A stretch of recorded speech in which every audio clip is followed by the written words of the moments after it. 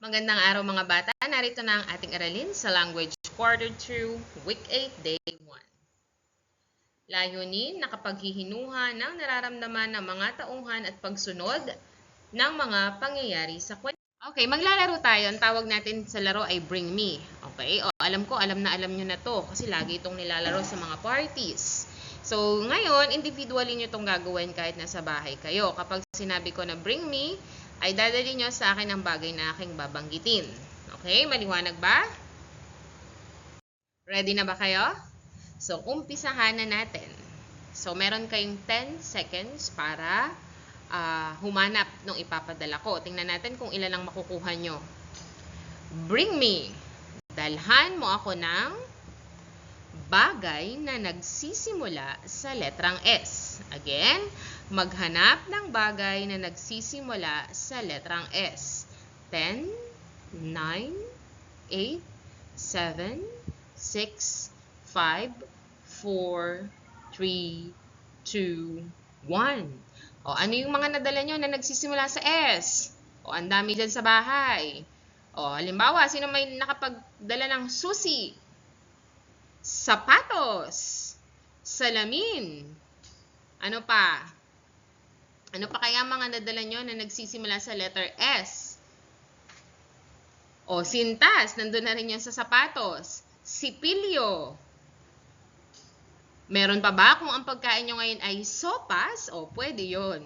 So, marami pang ibang bagay na nagsisimula sa letrang S. Kung nakapagdala kayo, very good. Kung hindi naman, bawi kayo sa kasunod. Next. Bring me o dalhan mo ako ng payong. Payong. 10, 9, 8, 7, 6, 5, 4, 3, 2, 1. Okay, nakapagdala ba kayo? Kung nakapagdala kayo, very good. Next tayo. Bring me o dalhan mo ako ng pambura. Pambura. 10, 9, 8, 7, 6, 5, 4, 3, 2, 1. Nakapagdala ba kayo? Very good. Kung nakapagdala kayo. Next. Bring me o dalhan mo ako ng bagay na kulay pula. O kahit ano daw na kulay pula dyan sa bahay nyo. 10, 9, 8, 7, 6, 5, 4, 3, 2, 1. Okay, may nakuha ba kayo na bagay na kulay pula? O pwede yung crayola, pwedeng damit. O ano man na kulay pula dyan sa inyong bahay. O sino sa inyo nakuha lahat ng ito? Kung nakuha nyo yung lahat, very good. O kung merong hindi kayo nakuha dito, okay lang yun. Dapat, at least nag-enjoy kayo dun sa ginawa natin. So, ano naramdaman nyo dun sa ginawa? Nag-enjoy ba kayo? O hindi ba kayo kumilos dyan kahit di ko kayo nakikita? O sana ginawa nyo, no? So, ano ang nangyari nung di nyo naibigay yung item na sinabi ko? Nalungkot ba kayo? O okay lang? Ayan. So, bakit mahalagang makinig ng mabuti sa sinasabi o inuutos sa inyo? Tulad ng laro kanina. So, kapag may bagay na ipinapagawa ang inyong magulang, para magawa nyo ito ng tama, kailangan makinig kayo ng mabuti at kayo ay alerto. Pag sinabing alerto, ready lagi ang isip. No? Hindi tutulog-tulog. Ngayong araw, manonood kayo ng video tungkol sa isang bata na masunurin. Makinig kayo ng maigi dahil pag-uusapan natin ang mga mahalagang detalye na nabanggit dito. Basahin muna natin ang mga salita. Masunurin. Ulitin nyo nga. Online class.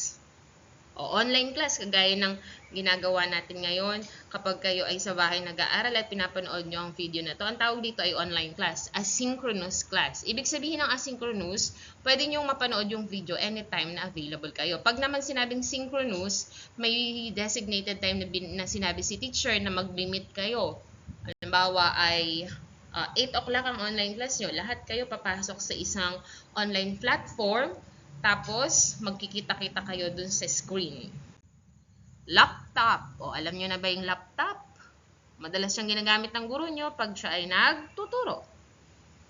Agahan o agahan, ibig sabihin maaga, hindi malilate. Takdang aralin, pag sinabing takdang aralin, assignment. Nagbabadyang malakas na ulan, o ibig sabihin may maaaring parating na malakas na ulan. Ito ay nangyayari kapag may bagyo.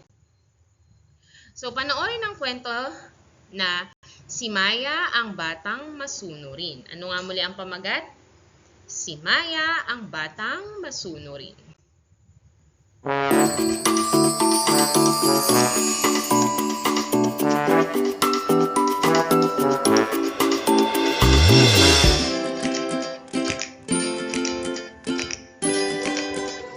Isang magandang araw sa inyong mga bata. May hatid na namang kwento si teacher para sa inyo. Nakapupulutan ninyo ng mga kaalaman at aral. Handa na ba kayo makinig? Sige, magsimula na tayo! Ang pamagat ng kwento natin ay Si Maya ang Batang Masunurin. Ito ay isinulat ni Teacher Shirin F. Enriquez at iginuhit naman ni Mikey F. Sagriba. Si Maya ang Batang Masunurin. Maya, anak! Gising ka na! Umaga na! May pasok ka pa sa online class! Wika ng kanyang ina. Opo, ingay! Magalang na wika ni Maya. Araw-araw ay nakaugalian ng gisingin ng kanyang ina si Maya sapagkat mahiling ito kumatulog. Si Maya ay isang masunuring bata kaya kinagigiliwan siya ng buong pamilya. Sinusunod niya ang anumang iniuutos at ipinagbibilin sa kanya. Pagkagising niya ay agad niyang inayos ang kanyang kama. Naligo at pagkatapos ay kumain siya ng kanyang agahan. Maya-maya pa ay nagbukas ng laptop para sa kanyang online class. Maging ang kanyang guro ay kinagigiliwan siya dahil sa pagiging handa nito sa mga talakayan. O mga bata, pagkatapos ng ating online class ay gawin ninyo ang inyong takdang aralin at mga gawaing bahay. Wika ng kanilang guro.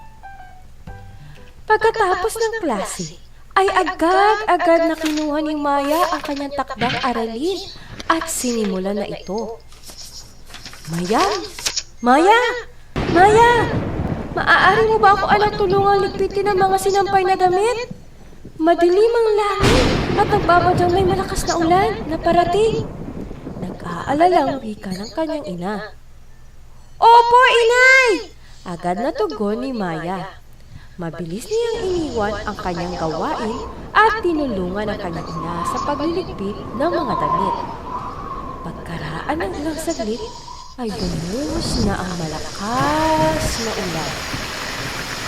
Bumalik si Maya sa kanyang kwarto at ginawa niya ang kanyang takdang aralin.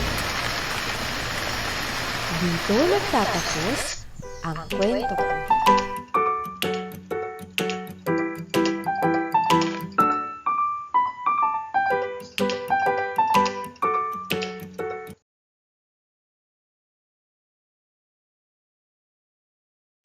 Yan. So, ngayon sagutin natin ang mga tanong tungkol sa kwento. So, kung gusto nyo ulitin yung video, pwede naman.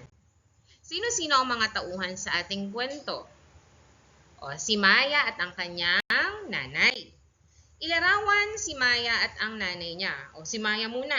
O, si Maya ay isang masunuring bata. O, lagi siyang handa, 'di ba, sa klase niya kahit nasa bahay. At ang nanay naman niya, sinusuportahan siya lagi at masipag.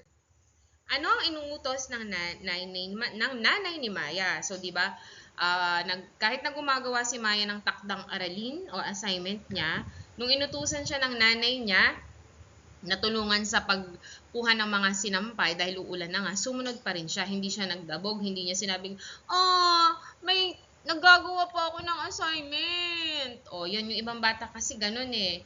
Kahit na may ginagawa sila, kahit inutusan ng nanay at pag may ginagawa sila, idadahilan na may ginagawa sila tapos hindi susunod.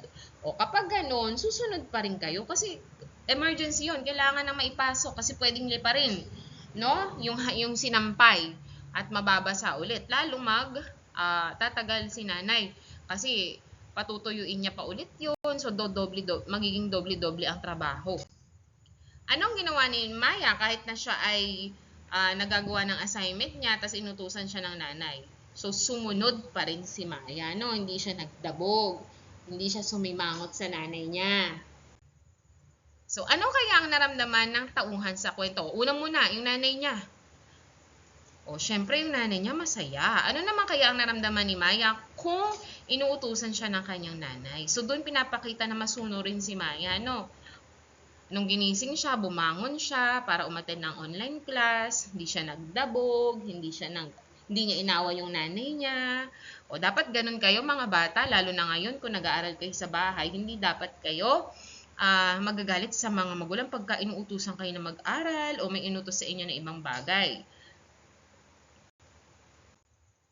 O, sa inyong palagay, ano ang nararamdaman ni Maya o ng nanay ni Maya kapag sumusunod si Maya sa kanya? O kayo, kapag nasunod kayo sa nanay nyo, ano nararamdaman ng nanay nyo? Siyempre, sila ay masaya. Ano? Kasi nakikita nila na kayo ay isang mabuting bata. Tandaan ang pagiging isang mabuting bata ang pagsunod sa inyong magulang. Bakit masasabing masunurin na bata si Maya? O kasi, yan, sumusunod palagi siya sa nanay niya. Batay sa kwento, paano maging masunuring bata? O kung ano man yung pinag-uutos ng iyong magulang, kahit na ikaw ay may ginagawa, susundin mo pa rin yun. O halimbawa, iba naman, nagagawa kang assignment, sinabi ng nanay mo na bantayan mo na yung kapatid mo kasi may niluluto siya. So, bantayan mo muna yung kapatid mo kasi mamaya may nangyayari, umiiyak na yung kapatid mo. May naipit pala siya, o kaya naman, baka malalaglag na, o yan. So, unahin natin yun kahit meron kayong assignment.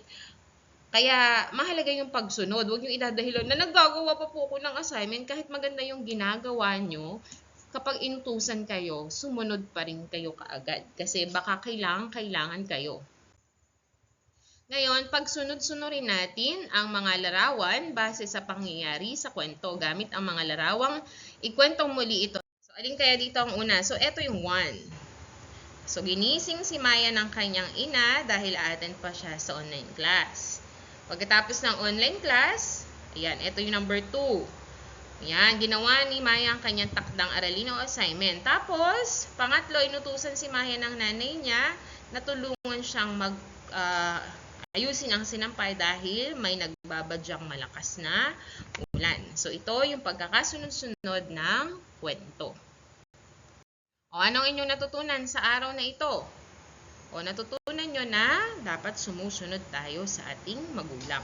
Kasi ang batang masunurin ay kinararangal ng magulang. Ngayon, nais kong alalahanin ninyo ang isang pagkakataon kung kailan ka nakinig sa iyong magulang. Katulad ng pakikinig ninyo sa mga tagubilin sa larong Bring Me kanina. So, ibahagi kung ano yung nangyari. Ang pagkakasunod-sunod ay ang pag-aayos ng mga pangyayari mula sa unang pangyayari hanggang sa huli ng isang kwento.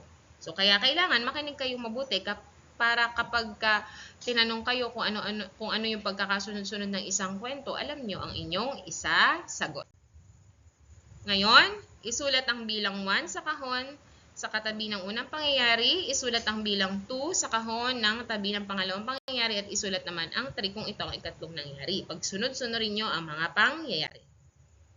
Una, sinabihan ni nanay si Maya na bumangon na. Nag-aaral si Maya at ginawa ang kanyang takdang aralin. Naligo si Maya. Alin dito ang una? Una, sinabihan si Maya na bumangon na. Ikalawa, naligo si Maya. At ikatlo, nag-aral na si Maya. So, ito yung pagkakasunod-sunod ng kwento. Okay? So, sana'y naunawaan niyo ang ating aralin ngayong araw na ito. Hanggang sa muli, paalam!